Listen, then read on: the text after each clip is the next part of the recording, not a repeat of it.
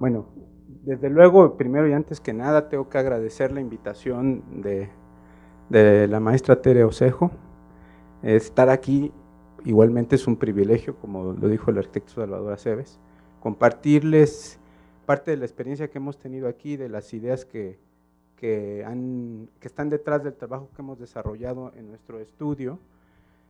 Evidentemente, para mí estar aquí tiene además una situación no solo de gratitud, sino de compromiso, porque soy egresado de esta universidad, de este plantel. Soy egresado también de la primera generación de la maestría en diseño en el área de conservación de inmuebles, que debo decir que sin esa preparación, mucho del trabajo que hemos hecho aquí, que les voy a compartir, pues hubiera tenido mucho menos del sustento que ahora le puedo dar. Y bueno, respecto al tema del paisaje, lo que quiero presentarles hoy es la experiencia específicamente de que hemos tenido en intervenir haciendas. Voy a utilizar el tema del paisajismo un poco como una forma de realmente, como una excusa, quiero decirlo, para hablar de la restauración, que es el tema que principalmente quiero compartirles. Evidentemente el tema del paisaje en Yucatán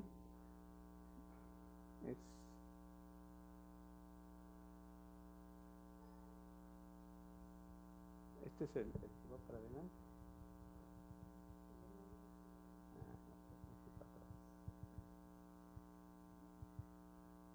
Perfecto. Sí. Ok, gracias. Bueno, esta frase es una referencia para nosotros en el estudio.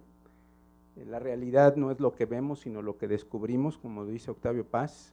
Yo creo que esto además tiene mucho que ver es una forma de sintetizar mucho del discurso de los diferentes ponentes que han estado el día de ayer y el día de hoy. Y Yucatán está caracterizado históricamente por haber sido el depositario de toda una economía que se generó particularmente desde mediados del siglo XIX hasta los primeros 20 años del siglo pasado, y que tuvo que ver con todo el desarrollo de una agroindustria de monocultivo alrededor del Enequén, que es una planta nativa, endémica de Yucatán, con las propiedades de tener una fibra de alto desempeño. En el siglo XIX, desde mediados del siglo XIX, era una planta de alta demanda por sus características, sobre todo compradas por la industria manufacturera en Estados Unidos, que era el principal comprador. Y en Yucatán tenemos esa herencia de aproximadamente más de 300 conjuntos hacendarios repartidos en la zona enequenera, que les voy a mostrar más adelante, y estoy hablando exclusivamente de la parte que tiene que ver de las haciendas enequeneras, que son las que hemos nosotros intervenido. Hay, por supuesto, haciendas anteriores en la época colonial. Yucatán siempre ha sido un estado pobre, en el sentido de que no tiene grandes recursos naturales, es poco propicio para la ganadería, muy poco propicio para la agricultura. Entonces, tampoco fue un estado que le interesara mucho a los españoles en la conquista, porque pues efectivamente no había oro, no había lo que había en el centro de México, y pues siempre quedó como una isla. Por eso para los mexicanos y para los yucatecos, Yucatán es una república aparte, ¿no?, por sus características de paisaje, de cultura y demás. Aquí puse 3 ejemplos de diferentes tipos de arquitectura, desde estos que son que tienen raíces coloniales. Esto es la imaginería del siglo XIX, que nos trajo este tipo de arquitecturas neogóticas, con toda una fantasía alrededor de esa pujanza y bonanza que se dio alrededor del Enequén. Aquí de entrada pueden ver denominadores comunes, que son edificios desplantados en plataformas altas, de una arquitectura muy franca, en una sola crujía, totalmente expuestos al sol y al viento.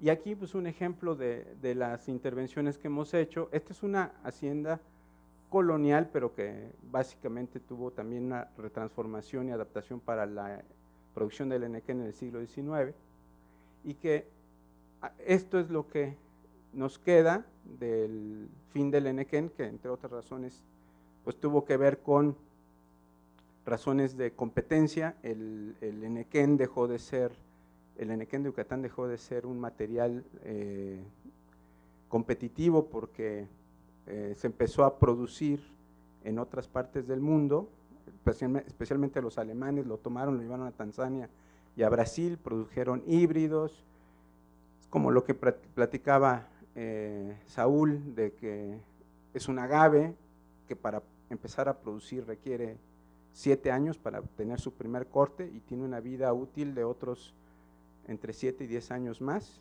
lo cual quiere decir que pues para fines de tener mayor producción, la conveniencia de los híbridos era muy importante, porque no solo permitieron, en el caso de los alemanes, que hicieron trabajo de genética, tener hojas, poder cortar incluso a los 4 años y tener hojas más largas. Entonces en el mercado, por un lado, más la reforma o la Revolución Mexicana que trajo la reforma agraria, por el otro, y con la puntilla que fue el surgimiento de las fibras artificiales, pues el Yucatán quedó de esa gran boom económico del enequén a esto que fue la ruina. Estas son fotos tomadas por el doctor Heber Nickel, que es de la Universidad de Friburgo, una de las personas con las que más ha estudiado el tema y uno de nuestros referentes más importantes. Fotos tomadas a principios de los años 90. Y a partir del principio de los años 90, ese es el parteaguas. A partir de mediados de los años 90 se da todo un resurgimiento de esto, entre otras razones porque hay un cambio en la Constitución mexicana en el que los ejidos ya pueden vender sus propiedades. La reforma agraria trajo que muchos de estos conjuntos hacendarios se dividieran y parte de ellos fueran propiedad ejidal. Entonces permitió una oportunidad para inversionistas de adquirirlos y darles un uso turístico, porque también Yucatán ha tenido un desarrollo turístico importante a partir de que se hizo esta convención del mundo maya con diferentes países de Centroamérica también, y un gran inicio de inversiones en infraestructura en la península, que coincide justamente con principios de los años 90, donde pues todo el enfoque de la infraestructura carretera está determinada por la conectividad de los sitios de interés turístico, más que por el desarrollo económico de otra actividad dentro del estado. Esto es lo que es Yucatán finalmente.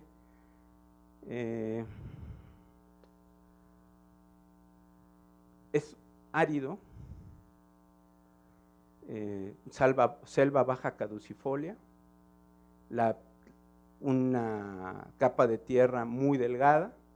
Esta foto me gusta mucho porque muestra cómo la piedra está a flor del terreno, la vegetación evidentemente no puede ser muy alta, y aquí hacia abajo es un agujero donde hay el agua subterránea, los famosos cenotes, donde incluso está bardeado para que nadie pueda caerse aquí. Y ustedes pueden ver como en una altura de aproximadamente unos 20 metros o 30 metros pueden tener todo un depósito de agua en la parte inferior, hay diferentes tipos de cenotes, estos que son los que tenían su casquete de piedra, que con el tiempo y la erosión se fue socavando, se cae ese techo y se revela todo el depósito de agua, que además está conectado. En Yucatán no hay ríos, no hay lagos, todo es subterráneo. Y esta es una vista de Mérida, que un poco como lo que tienen en Mendoza, ¿no? Como es un clima es muy árido y poco propicio para diferentes tipos de actividades, pues finalmente Mérida concentra a toda la actividad económica. O sea, Mérida debe estar ya al día de hoy cercano a 800,000 habitantes, y el siguiente poblado en importancia dentro de Yucatán es un poblado, bueno, ahí se está peleando el segundo lugar entre un Tizimín y Valladolid, pero creo que es la segunda ciudad más importante de Yucatán, tiene 65,000, 70,000 habitantes. O sea, hay una desproporción brutal entre la demografía, ¿no? Este es el centro y el polo económico. Aquí pueden ver el paisaje, ¿no? Fuera de la mancha urbana, toda esta selva baja caducifolia, y más adelante, Mérida está a 30 kilómetros del mar, está la línea costera.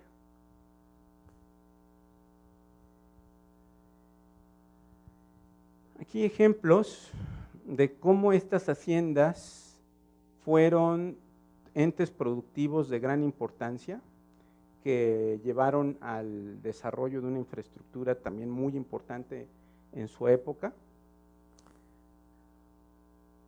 Perdón. Esta es la península de Yucatán. Aquí está el Golfo de México, aquí está Quintana Roo, Cancún anda por acá, Campeche está aquí. Esto que está marcado en dos colores es la zona enequenera. Se establecieron prácticamente el 90% de estas 300 conjuntos hacendarios que les menciono. Aquí está la capital, y lo interesante de este plano es que es toda la red de ferrocarril, de riel ancha o riel angosta, que hacía posible comunicar desde el sitio de producción mismo. Esta es una casa de máquinas muy importante, Hacienda Guayalqué, y era muy común tener dos áreas donde se raspaba la fibra del enequén al mismo tiempo. Esta era la casa de máquinas, el corazón de la hacienda, donde estaba la motora, como se le llama ahí, con un sistema de poleas, obviamente trabajando con vapor, máquinas de vapor, por eso estas chimeneas que están presentes en todo el paisaje yucateco, y trabajando, desfibrando hojas de enequén las 24 horas del día, los 365 días del año, con esta arquitectura donde hay un orgullo y un carácter muy fuerte, ¿no? Con todo un equipamiento que fue desarrollándose, como iglesias que servían a los pueblos. Evidentemente muchos de estos pueblos se crearon con las haciendas y se crearon como poblaciones instantáneas. Ahorita les voy a mostrar una foto de un plano, de un levantamiento que hicimos, y algunos de los espacios incluso públicos que se convertían en patios de tendido de la fibra ya una vez el producto terminado, ¿no? Estas son fotos igual de Herbert Nickel de la época que me gusta mostrarlas porque es finales de los 90, es la época previa al parteaguas.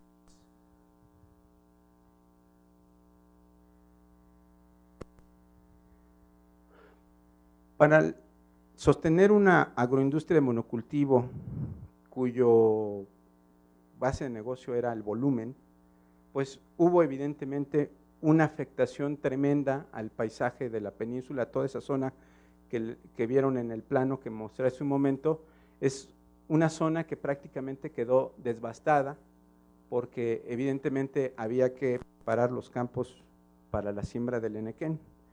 Y bueno, aquí pueden ver un poco la reserva que se dejaba normalmente alrededor de la hacienda, porque originalmente pues parte era la necesidad de tener tierra para los cultivos, pero otra necesidad era la tierra para la leña, de poder alimentar las máquinas de vapor.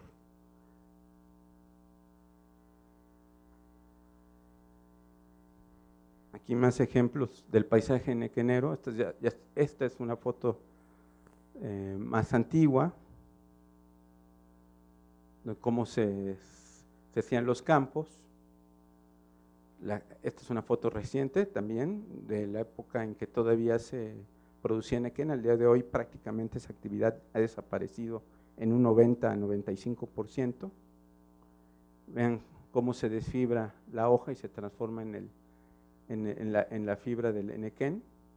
Y estos campos, originalmente, todos comunicados con esta infraestructura de riel angosta, conocida como Decauville, y este era el paisaje yucateco. A mí, en mi experiencia personal, cuando llegué a Yucatán en el año 96, todavía me tocó ver varios pueblos y pasar por varios caminos que tenían estas rieles.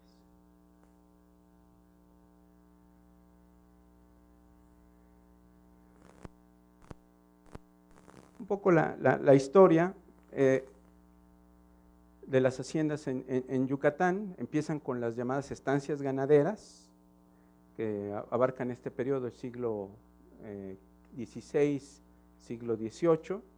Luego empieza a haber un poco de diversificación con las haciendas ganaderos maiceras como una alternativa para producir, además de la demanda de alimentos, porque la población había crecido.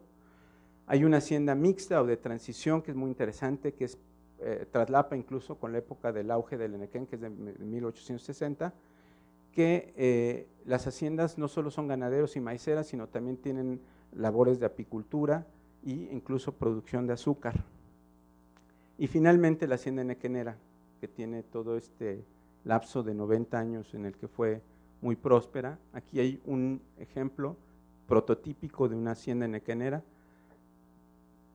modesta, de raíces coloniales, donde está dos crujías, un pórtico abierto, levantada, desplantada del suelo, con una noria a un lado, con el pozo, donde toda el agua sale por gravedad. Ahorita les voy a mostrar más fotos, y esto es producto de la condición misma del clima.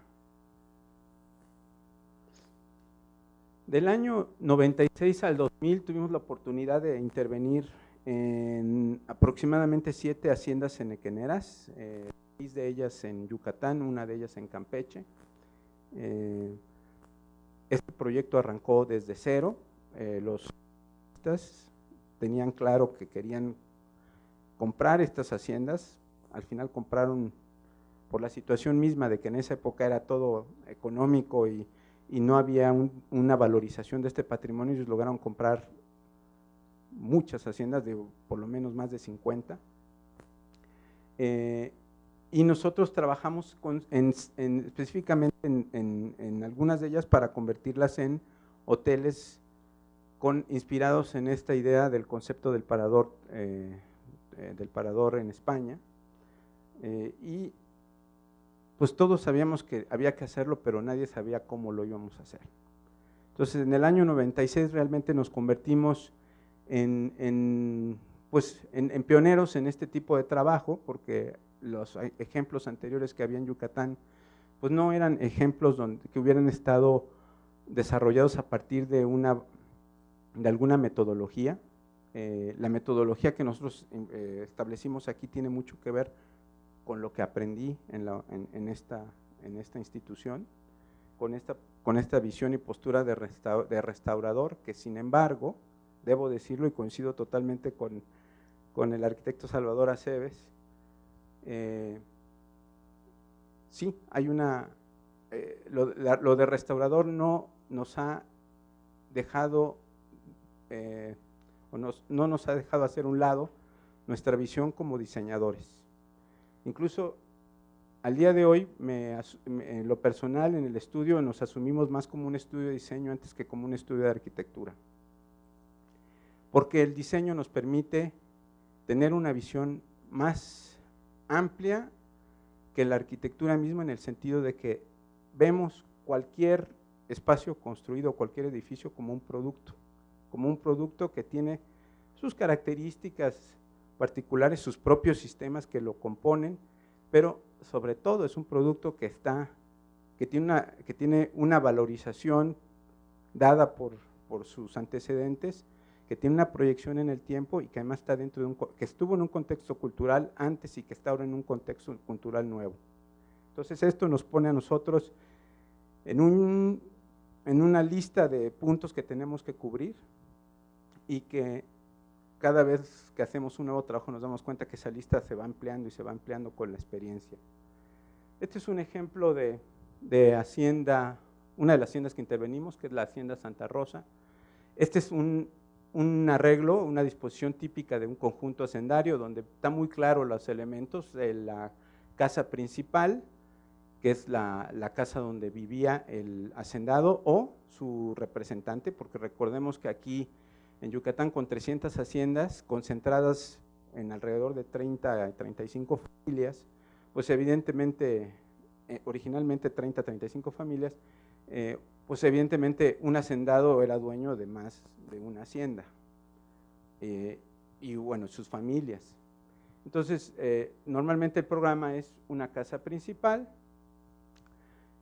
una casa del mayordomo, que era el administrador, un edificio donde tenía todos los dispensarios para los suministros de la producción, tanto agrícola como del enequén mismo, los corrales para los animales en diferentes tamaños, una calera porque continuamente se estaba haciendo edificación, y las grandes huertas con un sistema de acueductos o caños, que aquí se ve muy bien cómo iba derivando el agua por gravedad desde el punto más alto donde estaba ubicado el tanque siempre a un costado de la noria, que es esta, el pozo, y todo por gravedad se iba irrigando para tener un área de autoconsumo. Y la casa de máquinas, que su componente principal es la sala de máquinas, las bodegas, la sala de desfriamiento y el resto de los espacios donde se almacenaba el producto, que llegaba a un espacio común, la entrada, que servía tanto para el hacendado o las visitas, igualmente para cualquier persona. Tenía también, era la misma entrada compartida para el truck, como se le llamaba a la plataforma que venía en la riela antigua con el producto.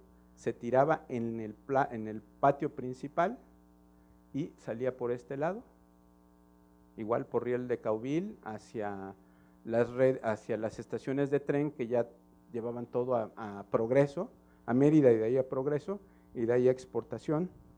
Entonces, el esquema del conjunto hacendario está muy hecho para que la casa principal tenga una posición dominante y de control completo sobre la producción y sobre todo lo que pasa. Evidentemente, la arquitectura tiene elementos porticados. Este es un ejemplo de la sala de máquinas donde estaba la motora, que en este caso es aquí. Y bueno, estos elementos porticados en casa de máquinas o en los edificios de conjuntos, a veces en las casas de máquinas mismas, donde había actividades, pues todo el pueblo vivía alrededor de lo que se producía.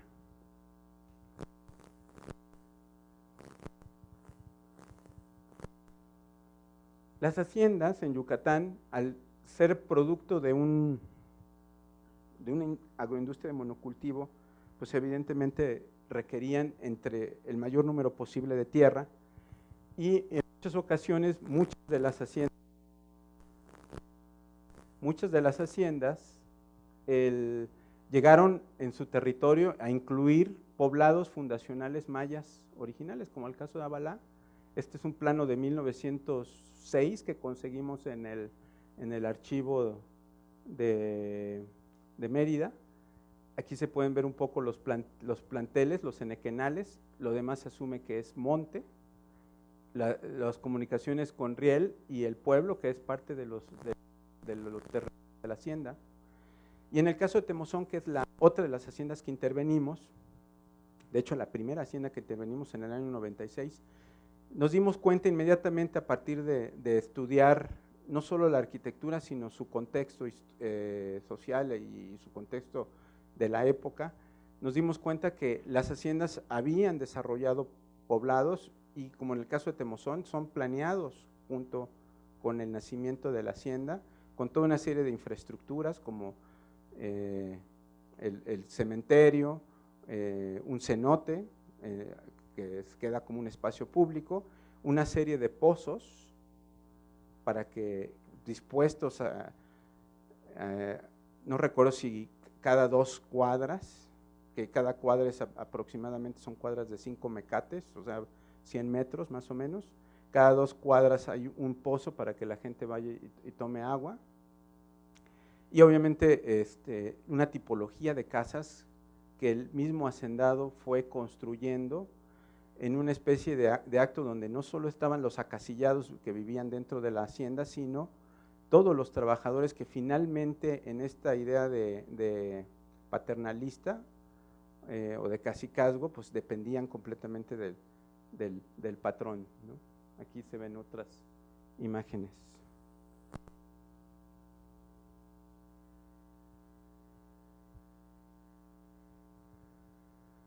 Entrando directamente a lo que es la restauración, esto fue lo primero que empezamos a hacer. Evidentemente tratamos de hacer reintegraciones donde nos faltaban elementos para poder definir el tipo de materiales. Recurrimos a los materiales de la época, como el caso de los mosaicos de pasta, definiendo entendiendo la etapa en que estas haciendas se construyeron. Repusimos techumbres, ya no con el sistema de piedra. Lo asombroso de estos edificios es que Yucatán, como ya les expliqué, todo es piedra, casi a flor de piel. Entonces, una de las primeras cosas que me llamaron la atención es que las haciendas y la arquitectura de las haciendas y de todo Yucatán eran básicamente edificios monolíticos, en el sentido de que la parte fundacional era piedra, los muros eran piedra y los techos incluso también eran piedra, sostenido con y además planos, que es lo que más desconcierto me causaba, sostenidos con elementos portantes. Aquí, incluso por los materiales mismos, se puede definir perfectamente la época, ¿no? Estos son vigas de acero, vigas que venían de Bélgica. De hecho, la gente les sigue llamando, o les seguía llamando en esa época, cuando llegamos nosotros, vigas belgas, porque venían de Europa. Y entonces lo que hicimos fue reintegrar los techos, reponer lo que podíamos reponer, pero los reintegramos obviamente con otros materiales. Jamás pensamos en hacer losas de concreto armado, porque no es un sistema constructivo apropiado para allá por las condiciones del clima. Un curado de concreto ahí es algo muy difícil de controlar con el clima que hay allá, sino más bien con estos elementos de viguetas pretensadas de concreto y bovedillas de cemento arena, puestas en el mismo sentido de los elementos que ya se tenían, para evidentemente no alterar el comportamiento estructural de los edificios, entendiendo claramente que además estos tipos de muros tienen una elástica completamente distinta a la que normalmente aprendemos en la escuela. Bueno, es otro mundo más bien, algo que cada vez cuesta más difícil encontrar ingenieros que nos puedan validar este tipo de acciones. Y a veces, empezamos haciendo restauraciones haciendo calas en muro, encontrando la paleta de los diferentes colores. Bueno, los volvimos a reponer, descubrimos los colores de la época o los recurrentes, porque además tuvimos la suerte en mis primeros 6 meses trabajando en Yucatán era comer, cenar, desayunar y soñar haciendas. Visité todas las haciendas que pude, aparte con esta visión que la restauración te permite ser sensible a la observación. Entonces eso nos permitió descubrir unos materiales de construcción, técnicas de acabado que ya estaban en total desuso, que hemos recuperado para la arquitectura moderna y obviamente para este tipo de trabajos. Y luego empezamos así, caso de Santa Rosa, y luego en el caso de Ochil, que es la quinta hacienda que restauramos, esto ya fue en el año 98, lo que hicimos ya fue trabajar con veladuras, buscando ya no quitarle la pátina que tenían los edificios, que eso es una forma de revivirlos, pero al mismo tiempo de quitarles a la impronta del tiempo, y buscando diferentes alternativas encontramos de los arqueólogos, buscando formas de consolidar y proteger aplanados originales. Los arqueólogos nos propusieron algunas técnicas que nosotros ya recuperamos y les dimos un sentido arquitectónico, como esta veladura que está hecha con la tierra roja de Yucatán y la resina de la hoja de un árbol endémico que se llama pichoy, e incluso en atención al uso, porque todos estos eran hoteles, En este caso, que es la Hacienda Ochil, era un parador turístico donde lo que había era básicamente un restaurante y un museo y una tienda de artesanías. Lo que hicimos fue aprovechar que no había una necesidad de intervención muy fuerte para simplemente reponer los techos, reponer los pisos y consolidar los muros en la medida de lo necesario para asegurar su persistencia y su seguridad.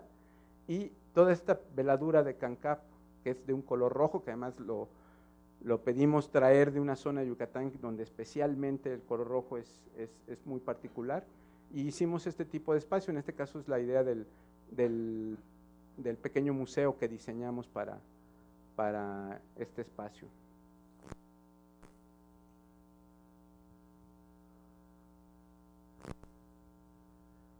Una planta muy rápido porque no, es básicamente para mostrar cómo es el sentido de la intervención. Este es Temozón, que fue una hacienda de las que una hacienda que tuvo una gran producción en Equenera y fue producto también con una historia muy, muy importante. Fue la primera hacienda que se expropió. Lázaro Cárdenas la expropia y la entrega a los ejidos. Este es el original y esta es la espacialidad, cómo queda ya con los nuevos elementos que le fuimos adicionando para poderla convertir al nuevo uso.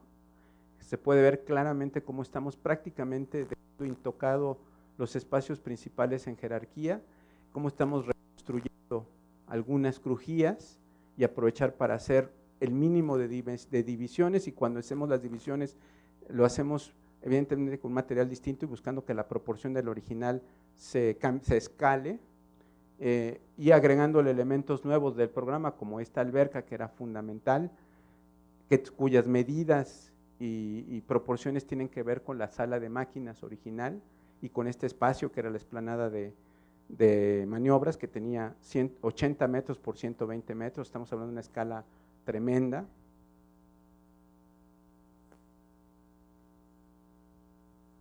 Aquí pueden ver un isométrico ya de la intervención, cómo el conjunto, el área de acasillado se reconstruye.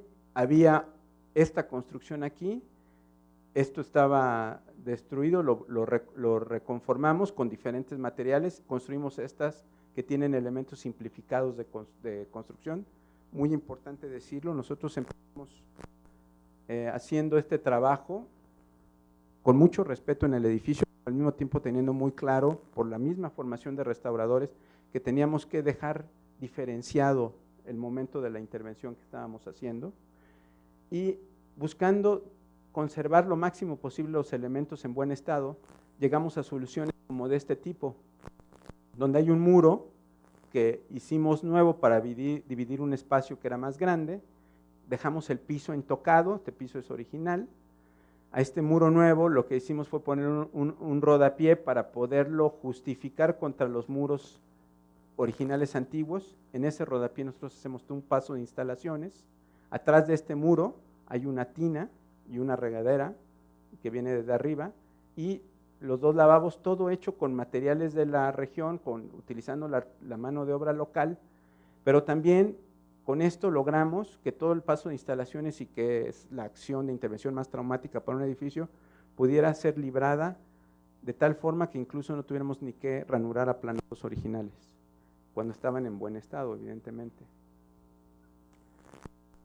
Todo este tipo de metodología viene sustentada.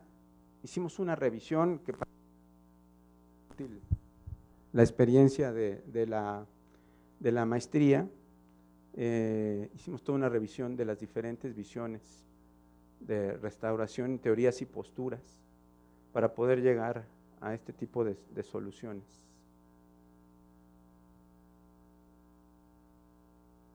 Ese es cómo se encontraban. Este es el patio de maniobras que les decía. Evidentemente todos los elementos vegetales importantes se quedaron. Esto es una recreación moderna, totalmente contemporánea, de los tanques de agua que existen en las haciendas, que incluso los hay de este tamaño. Los acueductos de las norias que irrigaban a las huertas con las cajas de agua. Esto lo hicimos en el año 98. Aquí se puede ver cómo la geometría y las proporciones surgen del elemento original, y hay una asociación simbólica que es lo que nos permite el diseño, pensar más como diseñadores, teniendo el corazón de lo que era el símbolo de la hacienda enequenera como hacienda enequenera, como fábrica o área de producción, y el uso nuevo como hotel, definido por los elementos de agua y la alberca en este caso. Hay casos, por ejemplo, como Ochil, donde teníamos un cenote. Era muy común que las casas principales originales se levantaran sobre los cenotes, que era la fuente de agua directa donde podían extraer el agua. Aquí hay una rejollada, y es la hacienda que les digo que hicimos como parador turístico, y aquí se puede ver la intervención, cómo la intervención sigue aprovechando los elementos como parte del atractivo. Esta es la última hacienda que hicimos en Campeche, Guayamón. Descubrimos que en la revisión histórica que este espacio era una fábrica de hielo, y por tanto todo esto era un relleno, que cuando empezamos a hacer calas, porque para esto hacemos calas de todo, cada vez que llegamos a una obra de este tipo, un edificio de este tipo, se hacen dos cosas: un levantamiento exhaustivo del edificio y analizado por sistemas, o sea, el sistema de pisos, su sistema decorativo, su sistema estructural, y hacemos calas, y ahí descubrimos que como era fábrica de los pasos de amortiguamiento, entonces teníamos ya los agujeros, y bueno, decidimos hacer la alberca en esa zona, a pesar de que iba totalmente contra la lógica funcionalista de los operadores de estos hoteles, que el huésped no tuviera que caminar largas distancias ni pasearse enfrente de los restaurantes para poder llegar acá. Esta acción que se hizo finalmente se convirtió en un elemento que significó y caracterizó a esa intervención, a esa hacienda. Cuando cerramos el ciclo con Grupo Plan, y me dedico completamente a nuestro estudio, ya de forma, ya no como arquitecto asociado del Grupo Plan, sino de manera totalmente independiente con nuestro estudio. Hemos hecho algunas intervenciones para clientes particulares, ya que viene de este boom que les platiqué se puso en valor el patrimonio, y mucha gente, sobre todo extranjeros, han estado comprándolo con la idea de recuperarlo para el mismo uso. El uso habitacional el uso hotelero es un uso bastante compatible con el uso original que tuvieron las haciendas. Y aquí, bueno, pueden ver ustedes algunos ejemplos, ¿no?, de cómo estaba. Aquí había un tren de raspa, evidentemente no lo rehicimos, porque no teníamos tampoco la información para rehacerlo, y lo convertimos en un patio que da acceso a cuartos y a un gran salón que es una bodega, lo que era la bodega de Pacas. El estado en que se encontraba, el estado en que se recupera, nuevamente la veladura de Cancap con Pichoy. No les he hablado del chupún, pero luego les hablo de esto. Los elementos como el tanque de agua.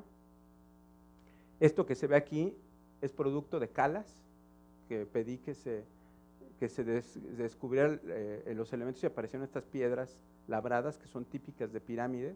Después, haciendo el estudio histórico y con arqueólogos, nos dimos cuenta que en este sitio está desplantado sobre un basamento maya, y este es ya el producto de la intervención, ¿no? Como estos elementos quedan ahí puestos, los elementos nuevos quedan definidos, se reconstruye lo que había que reconstruir, se deja visible el elemento real de su estructura, y le agregamos elementos que van complementando su función.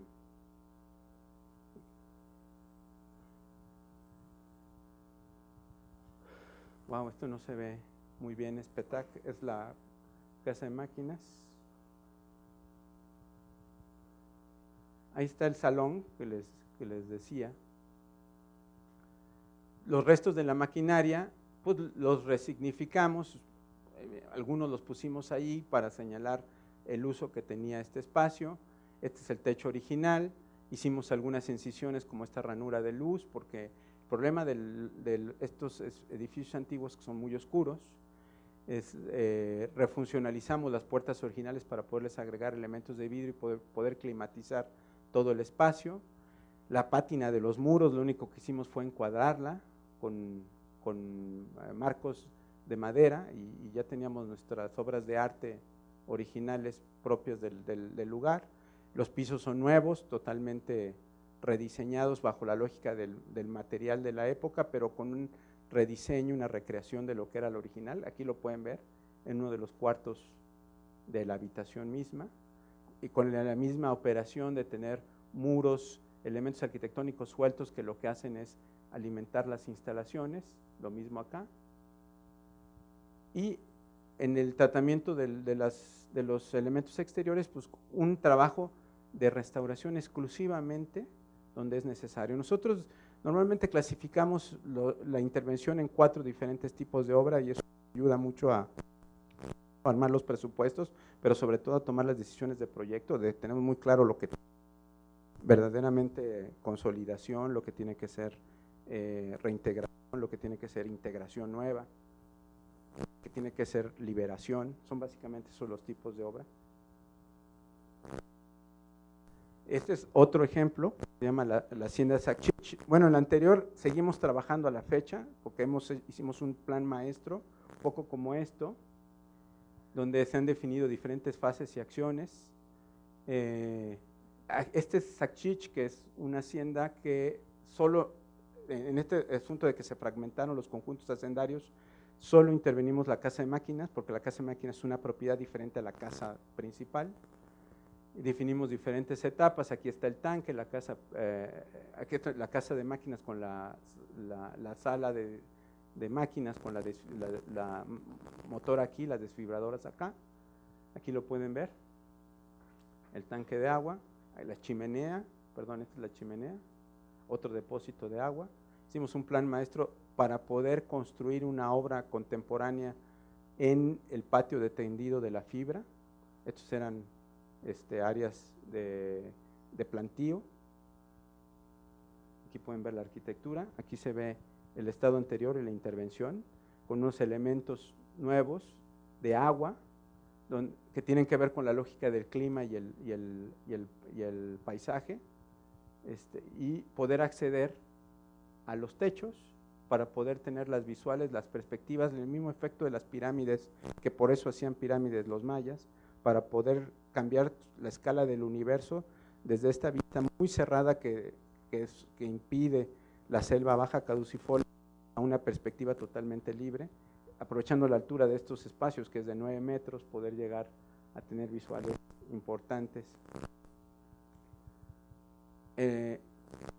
Lo que era la base de la máquina en alguna época, con algunas intervenciones que ya tenían, nosotros lo recuperamos, incluso con acciones tan puntuales como estos frisos, que no son otra cosa más que encuadrar las pátinas del muro como estaba en la condición en que lo encontramos. Aquí lo pueden ver, detrás de estas cortinas hay una mampara para tener la lectura del espacio completo a pesar de ser una recámara, y atrás de ese espacio está nuevamente el tema de las instalaciones, todo separado en muros que nos permitieron tener la pátina de los muros originales, la estructura de los muros intocables.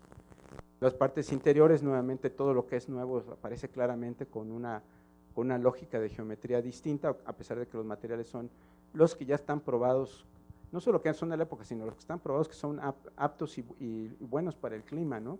Materiales frescos, de bajo mantenimiento, como el mosaico de pasta, y estos elementos que dividimos y que después le acentuamos ya con… Me quedan 3 minutos. Bueno, entonces… Y lo mismo acá con el tema de los elementos de agua, en un tratamiento del agua como un elemento importante del nuevo paisaje.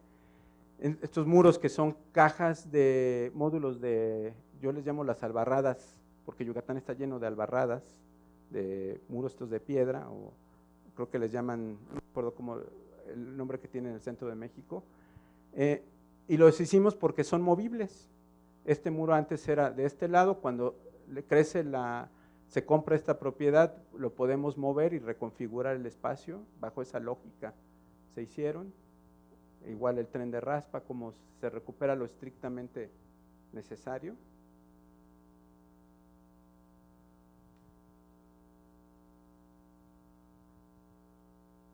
Aquí se puede ver el estado anterior, las liberaciones que hicimos, como los nuevos elementos que refuerzan el tratamiento del jardín que hicimos nosotros. Prácticamente el jardín lo único que hace es darle contrapuntos a la vegetación existente, con los elementos nuevos para poder acceder al techo, con un tratamiento de arquitectura industrial como fue.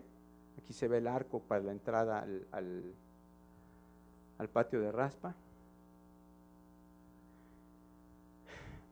Me interesa mucho compartir esta frase de Juhani Pallasmaa sobre lo que es la visión periférica, porque es lo que nosotros practicamos en todos nuestros diseños. La visión periférica utiliza la reflexión, las gradaciones de transparencia, la cubrición y la yuxtaposición, entre otros recursos, para crear un sentido espacial y una experiencia multisensorial. Es decir, en nuestros diseños, el centro de nuestros diseños es el usuario y lo que recibe el usuario en su experiencia de moverse dentro del espacio. Esto me va a llevar como quizás 5 minutos más, ¿sí? Me voy rápido, sí, nada más. Quiero terminar la exposición compartiéndoles un ejemplo de cómo toda esta experiencia acumulada la hemos trasladado a la arquitectura contemporánea y cómo hemos hecho últimamente ya diseños donde la arquitectura, que es totalmente nueva, tiene una relación de proporción y disposición con la arquitectura de las haciendas, y cómo los elementos preexistentes ya tienen otra connotación a partir de la construcción de los elementos nuevos. Esta es una hacienda donde está la casa principal, que era una plataforma igualmente, una capilla, corrales, la casa de máquinas, todos estos espacios libres, y la intervenimos de una forma más consciente de las posibilidades del espacio mismo. Aquí había el tanque de agua, la noria, el pozo, la única construcción de valor arquitectónico que era esto. Había una casa maya, estos ripios biabsidales, todo levantado de una plataforma, y la decisión que tomamos con los propietarios, esto es una casa habitación que se renta como fines de hospitalidad también, hicimos un movimiento de, ¿cómo se llama el nombre cuando mueves un elemento y lo pones en otro? Una anastilosis, exactamente. Aunque claro, es una anastilosis parcial, porque se dejó el vestigio de esto, y eliminamos lo que no tenía un significado espacial importante, pero lo sustituimos por otro que se refiere a la misma situación del tanque, y creamos sobre la tipología de las haciendas una terraza que te permite tener la visión de todo el paisaje elevada. Duplicamos la plataforma para poder tener esta doble crujía como la mayoría de las tipologías, y dejamos el elemento original como un testimonial al cual se accede, con el cual se interactúa, y que está aislado por elementos de agua para crear estos microclimas y no convertirlos en islas de calor. Y a partir de aquí el área social, la cocina, el estudio y las áreas de habitación con la alberca acá. Ahí está un ejemplo, es como se encontraba. Esta es ya la intervención. Ustedes pueden ver cómo en la intervención hacemos consolidaciones, y esas consolidaciones tienen un aparejo ligeramente distinto al aparejo original, pero es para proteger el edificio, y luego le pusimos la veladura de Cancap con la tierra roja, que así se llama. Y luego, para referirse a esto, hay una serie de muros placa que son de concreto con la tierra roja de Yucatán. Aquí fueron los primeros ejemplos que hicimos, sí, pigmento mineral para reforzar el emparentamiento. Ya los últimos que hemos hecho han sido totalmente con tierra natural. Este es el momento al que se accede actualmente ahora al edificio. De lado se ve la nueva volumetría con el acabado de chucum, que es de un árbol endémico en Yucatán, que es todo esto, que requiere mantenimiento cero, porque es un acabado aparente, tiene cero pigmento mineral. Aquí pueden ver las placas. Para reducir la reflexión de calor tenemos todo este elemento de gravilla y el agua que entra y sale por diferentes elementos para humidificar. En la época de seca sobre todo es muy necesario. En la época de lluvias la humedad relativa es tan alta que ya no hace ninguna diferencia. Y en el momento se accede para entrar a la terraza y se ve la terraza ya con un lenguaje totalmente contemporáneo, pero es la misma tipología de las haciendas. La resina del árbol chucum es una técnica que redescubrimos y le dimos una reingeniería hace 17 años cuando llegamos a Yucatán, y tiene propiedades impermeables porque es un sellador natural, y sobre esto fuimos haciendo este diálogo. Pero esto son proporciones y volumetrías que hemos aprendido de lo que es la arquitectura en Yucatán, pero no solo eso, sino el tema del conocimiento de la ventilación cruzada, porque en Yucatán el tema del viento es fundamental. Entonces, son edificios tan diseñados para depender en lo máximo posible de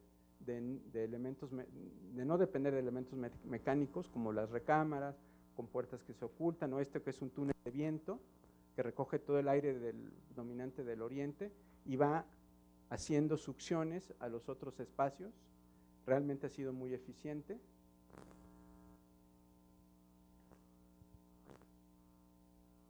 Los muros mamparas con las alturas y las graduaciones de luz, creando que los espacios puedan tener ventilación completa, con mosquitero, por supuesto. Yo he visto la arquitectura contemporánea en Yucatán de la mayoría de mis colegas y sigo sin entender por qué al día de hoy no usan mosquitero.